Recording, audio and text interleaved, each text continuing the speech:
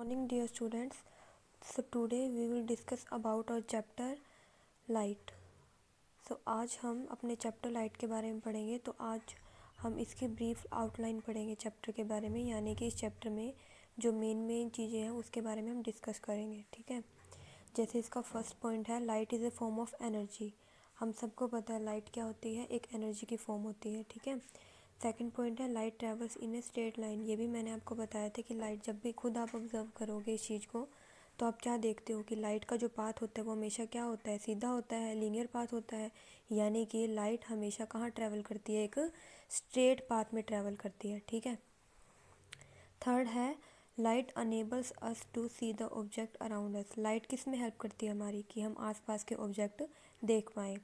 Light reflected from the object falls into our eyes and thus we can see the object.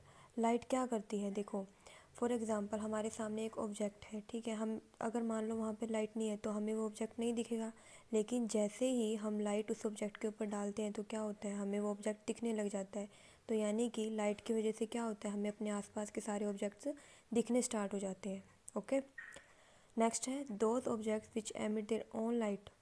उन्हें क्या बोला जाता है, luminous object. यानी कि जो ऑब्जेक्ट जो अपनी खुद की लाइट एमिट करते हैं, जिनके पास अपनी खुद की लाइट होती है, ठीक है, उन्हें क्या बोलते हैं, ल्यूमिनियस ऑब्जेक्ट। ठीक है, the object which do not emit light of their own but they reflect light falling on them.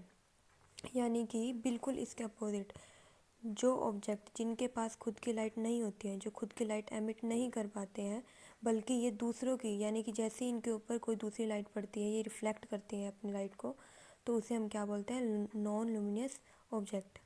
Okay, simple difference आपको यहाँ से याद रखना है कि ल्यूमिनियस ऑब्जेक्ट वो होते हैं जिनके पास अपनी खुद की लाइट होती है, which emit their own light. Okay, और नॉन ल्यूमिनियस बिल्कुल इसके अपोजिट, जिनके पास अपनी कोई लाइट नहीं होती, they don't emit light of their own, लेकिन क्या करते हैं, रिफ्लेक्ट करते हैं लाइट को। ठीक है, मान लो इनके ऊपर लाइट पड़ती है तो ये क्या करते हैं, रिफ्लेक्ट करते हैं लाइट को।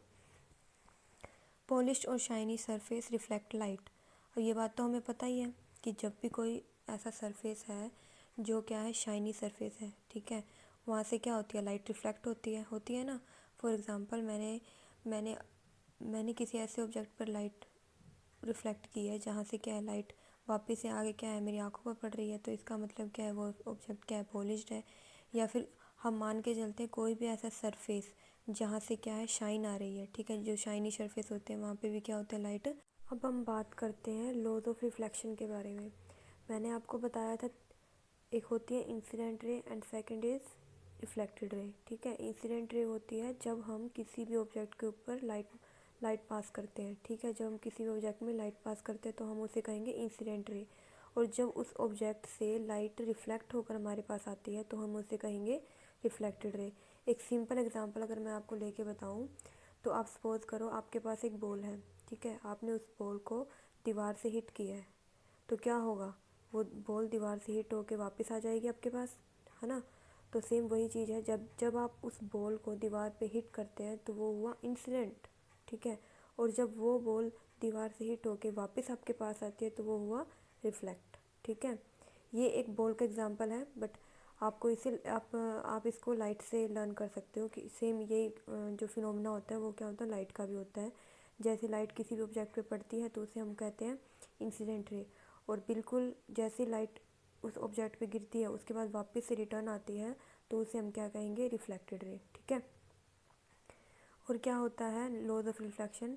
देखो लॉज ऑफ रिफ्लेक्शन कहता है कि जो एंगल ऑफ इंसिडेंट है और एंगल ऑफ रिफ्लेक्शन है ये हमेशा इक्वल होते हैं। ठीक है, जैसे कि हम यहाँ की बात करते हैं, ये देखिए लाइट क्या होती है, फॉर एग्ज़ाम्पल ये एक सरफेस है, यहाँ पे क्या है, लाइट इंसिडेंट हुई इस सरफेस पे, इंसिडेंट हो गई लाइट, यहाँ से क्या होगी, रिफ्लेक्ट होगी। ठीक है, ये इंसिडेंट रे है और ये रिफ्लेक्टेड रे है। अब ध्यान से अगर हम देखें तो ये आई है और ये आर। आई मतलब angle of incidence and r is angle of reflection. तो यहाँ से आप देख रहे होंगे कि जो एंगल ऑफ इंसिडेंट है वो एंगल ऑफ रिफ्लेक्शन के बिल्कुल इक्वल है। जितना एंगल ऑफ इंसिडेंस है उतना ही एंगल ऑफ रिफ्लेक्शन है। तो ये लॉज ऑफ रिफ्लेक्शन के अंदर पहला जो लॉ है वो यही है कि एंगल ऑफ इंसिडेंट और एंगल ऑफ रिफ्लेक्शन हमेशा इक्वल होते हैं। एंड सेकंड जो थिंग है वो है incident ray, reflected ray and normal. Normal किसे बोलते हैं हम? नॉर्मल का अगर हम सिंपल लैंग्वेज में यूज़ करें, नॉर्मल का मतलब होता है परपेंडिकुलर, ठीक है। जब भी किसी सरफेस के ऊपर कोई परपेंडिकुलर गिरता है तो हम उसे नॉर्मल बोलते हैं।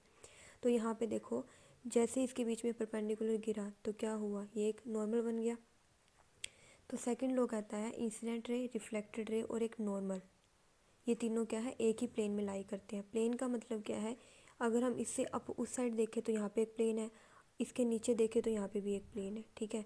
तो ये क्या है, ये एक स्पेस है और ये भी एक स्पेस है। और आप ध्यान से देखोगे तो सारी की सारी जितनी भी लाइंस है, normal, reflected ray, incident ray, सारी की सारी क्या है, नीचे वाले प्लेन में है, ठीक है। तो सेकंड रूल कहता है incident ray, reflected ray and normal तीनों एक